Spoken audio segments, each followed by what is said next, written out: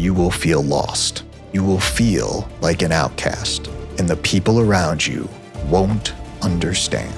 But this is the journey we take. By the time I was in my 20s, all my friends had corporate jobs and fancy degrees. They were starting to make good money, they had nice apartments and cars. They had stability. I didn't have any of that. I was sleeping on a blow-up mattress, crashing in my friend's apartment, because I was pursuing a career in music. I was worried. Maybe I messed up my life. I was completely lost. And maybe you're feeling that way right now. If you are, then pay attention to this video. Let's fast forward 15 years. I'm now in my late 30s. I run Cosmic Academy. We're an arts development program. We've been around for over 12 years. We have amazing students, and they get incredible results. They sign to the biggest labels like Spinnin, Defected, Anjuna, Drum Code. They play the biggest shows like Ultra, EDC, and Tomorrowland. We also speak at Harvard every semester. And the last time we were speaking there, we had this very funny moment. I was there with Zach. I was there with one of our superstar students, Nostalgics. She plays EDC, Tomorrowland. She's a night-based Monstercat and Insomniac. So the three of us were speaking at Harvard. And we're in a room talking to some of the smartest students in the world. And jokingly, I realized and admitted to them that I got kicked out of college. And Zach also got kicked out of college, and Nostalgics dropped out of college. And here we are, the three of us, speaking at Harvard. But I don't really want to talk about that. I typically never do this, but I'm gonna get personal. Let's talk about the beginning stages, the early stages. It's always awesome to look at these success stories and be like, wow, look at this person, they're so successful. Oh, and they didn't finish college. Oh, they dropped out of high school. But I actually want to talk about why, and why that it's actually maybe to your advantage. I've worked with over 800 students in my program, and I've booked thousands of artists at my shows. And you know what they all have in common? They weren't the cool kids in high school. They weren't the jock. They weren't the smartest kid in class. And I wasn't those things either. Music is this beautiful thing that we find at this early age. And a lot of times it saves us. When the girl didn't like you, or maybe when you got bullied, or maybe when you just felt rejected, music is always there for you. It was there for me. I picked up a guitar. I didn't have many friends, so my friends were the musicians and the artists that I looked up to. And as I got a little bit older, I found other people like me, other kids who weren't at the cool kids table, but still we felt like outcasts. Society tells us that we have to go to college, play the sport, get good grades, and get a certain kind of job. But none of the people that I looked up to did any of those things. The people that I looked up to were like Dave Grohl and Pharrell. Dave Grohl never finished high school. Pharrell dropped out of college. All the people who I loved, they had it very different. And when I did go to college, all the people I knew, they would get these fancy internships. I didn't even know what an internship was, but they spent the summers at these internships at banks and corporations, while I spent my summers trying to throw shows. I'd get pressure from my friends, from my family, to get a real job.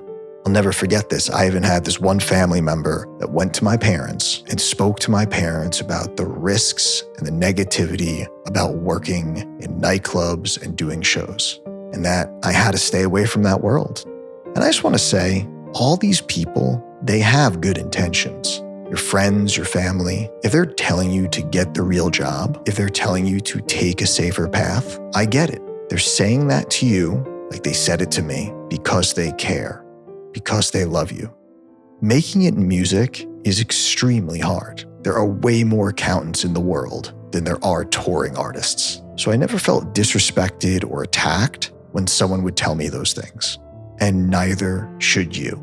These people just see the world differently than you and I. I say a quote to my students on the first night of class. I'm going to say it to you now.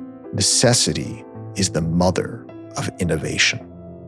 I'll say that again. Necessity is the mother of innovation. It means that if you feel like you need to do something, you're going to do everything and anything to get there. But there's a key word in that. You need.